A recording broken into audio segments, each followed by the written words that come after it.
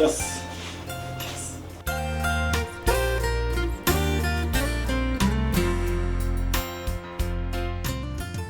अरे जफर भाई, आपकी बेटी के रिजल्ट का क्या हुआ? आता ही होगा, देखिए क्या होता है। अस्सलाम वालेकुम अंकल। अब्बा, मैं सिलेक्ट हो गया एमयू में। माशाल्लाह माशाल्लाह, बहुत मुबारक हो बेटा, बहुत मुबारक। मुबारक हो फराज। जफर साहब, लगता आपका बेटा तो हमारी तरह अलेग हो गया। अरे हमें साहब, ना वो अलीगढ़ रहा और ना वो अली। हमारा आपका जमाना और था।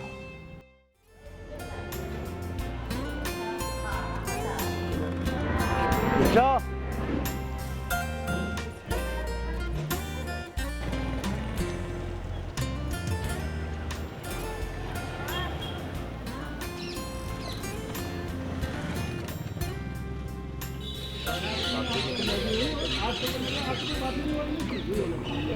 एक्सक्यूज मी भाई, ये रूम नंबर 47 न्यू एडमिशन या कहाँ से हो? दिल्ली से। देख भाई, तो दिल्ली नहीं है, एमयू है। तेरे की तहजीब है, तेरे सलाम, तेरे सलाम। और मारूम आगे से राइट है। ओके भाई, याद रखो।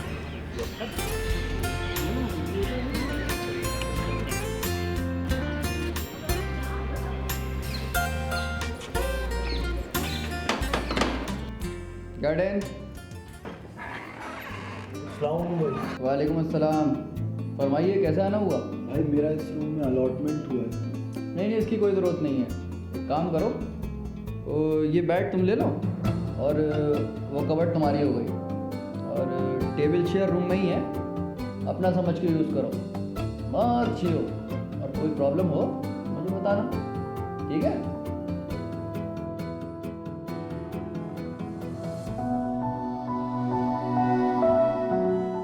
कहाँ की तैयारी है कप्तान? बस भाई क्लास करने जा रहा हूँ। भैया, क्लास भी कोई करने की चीज़ है। चलो चाय पीने चलते हैं।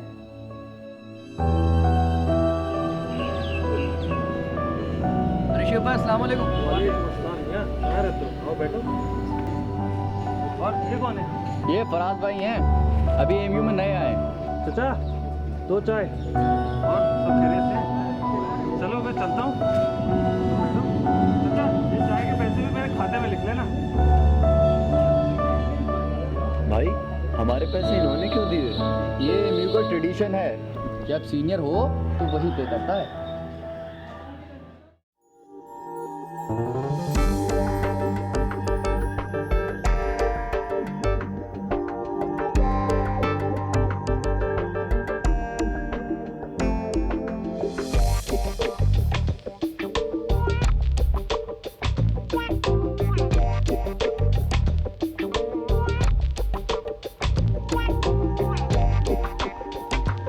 पार्टी शुरू में बड़ी क्लास करते थे, अब डिपार्टमेंट का रास्ता भी याद है या नहीं है? मियाँ, हमें भी ढाबों की हवा लग गई है। सुनो, अटेंडेंस का भी जरा ख्याल रखना। नया वीसी बड़ा स्ट्रिक्ट है।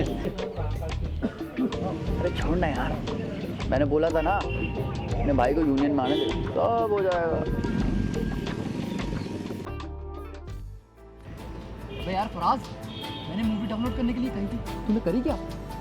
अबे मूवी छोड़, सामने देख, तेरी भाभी खड़ी है। आज यार क्या ही दे, तब तक ऐसे दूर से देखता रहेगा। सही कह रहा है यार, आज बात कर ही ले। पिटेगा।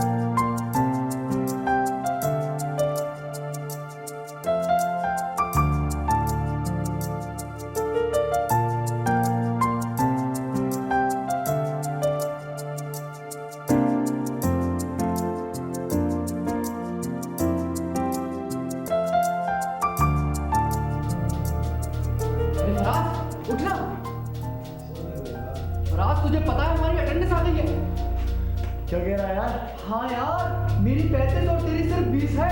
ओह शिट, अब क्या होगा यार?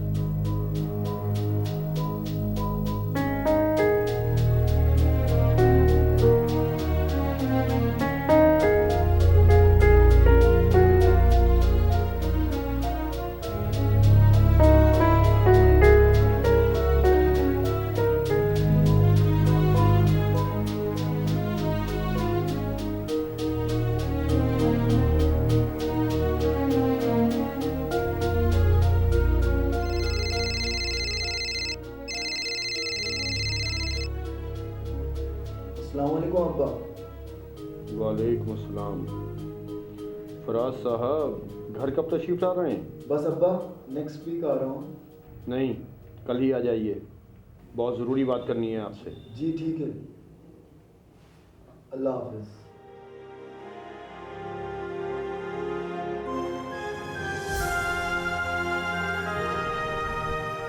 जवाब दो फराज, तुम्हारी अटेंडेंस शॉर्ट हुई कैसे? सॉरी अब्बा। सॉरी कहने से काम नहीं चलता है, जिंदगी में सीरियस होना पड़ता है। क्या ख्वाब देखे थे सर सैयद ने कौम की तरक्की के लिए, उसकी फलाह व बहबूद के लिए? आखिर हो क्या गया है तुम्हारी जनरेशन को? क्या कर रहे हो तुम लोग हैं? किसी चीज का पास लिहाज है या नहीं है? जाय कर रहे हो इतनी मेहनत जो शख्स ने की थी तुम लोगों के लिए, सिर्फ जाय कर रहे हो।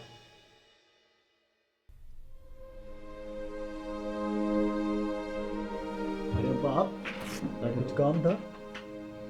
ये किताब लाया हूं तुम्हारे लिए, सर सैयद की सवाने उम्री हयात जावेद। जरा गौर से पढ़ो इसे, तब तुम्हें अंदाजा होगा कि सर सैयद ने इस इदारे की अपने खून पसीने से किस तरह आबियारी की थी। शायद कुछ इंस्पिरेशन ले सको और अपने लिए सही रास्ता अख्तियार कर सको।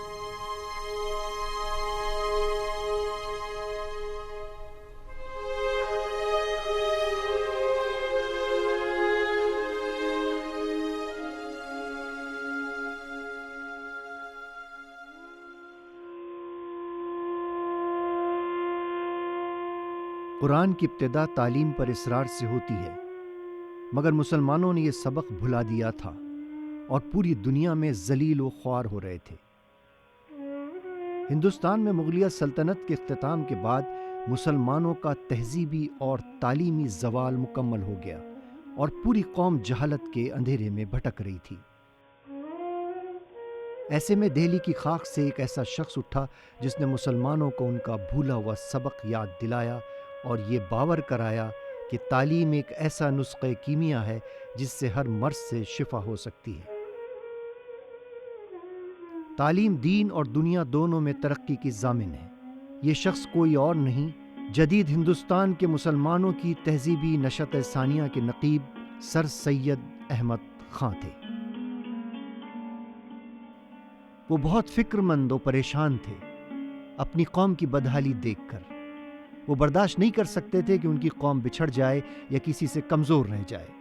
वो हर मुमकिन कोशिश करने में लगे थे जो उनकी कौम को आगे बढ़ाने में मददगार हो। वो इल्म की शक्ल में एक ऐसा तोहफा देना चाहते थे जो उनसे कोई छीन न सके। 1857 में उन्होंने MAO कॉलेज की बुनियाद डाली, जो आज अलीगढ़ मुस्लिम यूनिवर्सिटी की शक्ल में हमारे सामने मौजूद है, जो तालीम की राह में उनका एक अजीम कदम था। उन्हें इस बात का इल्म था कि जब तक उनकी कौम तालीम और तरबियत हासिल नहीं करेगी, उस वक्त तक उसका कोई वजूद, कोई मुस्तकबिल नहीं होगा। नवाब मोहसिन मुल्क और कई उस वक्त की मशहूर शख्सियतों ने उनके इस अजीम अमल को पाए तकमील तक पहुंचाने में उनकी हमनवाई की। उन्होंने महज 4 तलबा के साथ मोहम्मडन एंग्लो ओरिएंटल कॉलेज की बुनियाद रखी थी। आज इस इदारे को 138 साल हो चुके हैं, जो अलीगढ़ मुस्लिम यूनिवर्सिटी की शक्ल में हमारे सामने है। जो कॉलेज सिर्फ 4 तलबा के साथ शुरू हुआ था, वह आज बढ़कर 28,000 तलबा की आमाजगाह बन चुका है। सर सैयद ने जब मुसलमानों को तालीम हासिल करने का मशवरा दिया तो उन्हें काफिर और मुर्तिद करार दिया गया।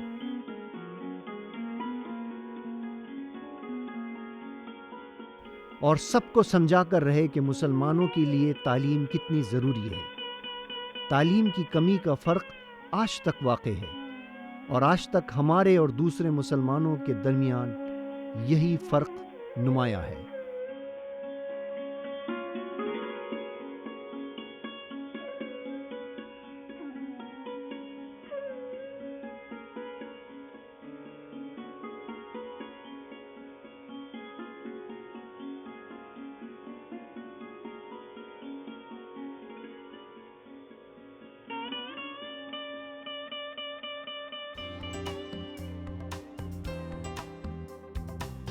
अरे भाई फराज मियाँ, कहाँ की तैयारी है? अभी तो ढाबे भी नहीं खुले होंगे। नहीं यार, मैं बस क्लास जा रहा हूँ। क्लास? अरे क्यों अटेंडेंस की टेंशन ले रहा है?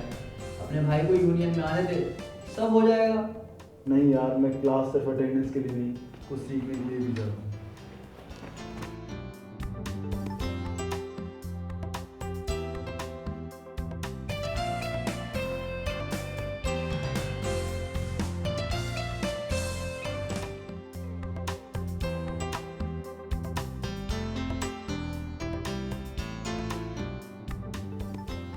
हेलो अदिति, कुछ नहीं यार।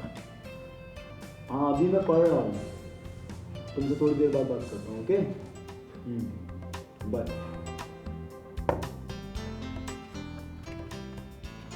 अबे फराज, तू अभी तक पढ़ रहा है? क्या बात है, जब से घर से आया है बिल्कुल बदल गया है। ना ढाबे पे दिखता है, ना सिगरेट पीता है। अरे तुझे हो क्या गया है? बदल नहीं गया हूँ यार, जिस ख्वाब को लेकर मैं इस यूनिवर्सिटी में आया था उसी को पूरा करने में लगा हूँ।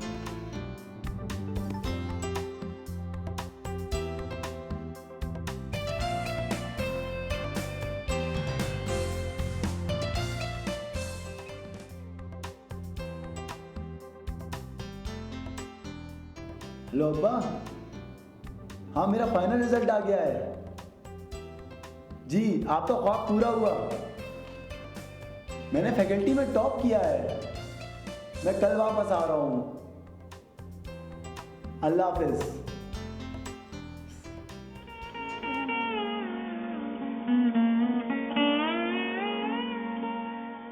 अजीम शायर मीर तकी मीर ने अपनी जिंदगी दूसरों की फलाह बहबूद के लिए वक्फ करने वालों के लिए एक शेर कहा था जो पूरी तरह सर सैयद पर सादिक आता है।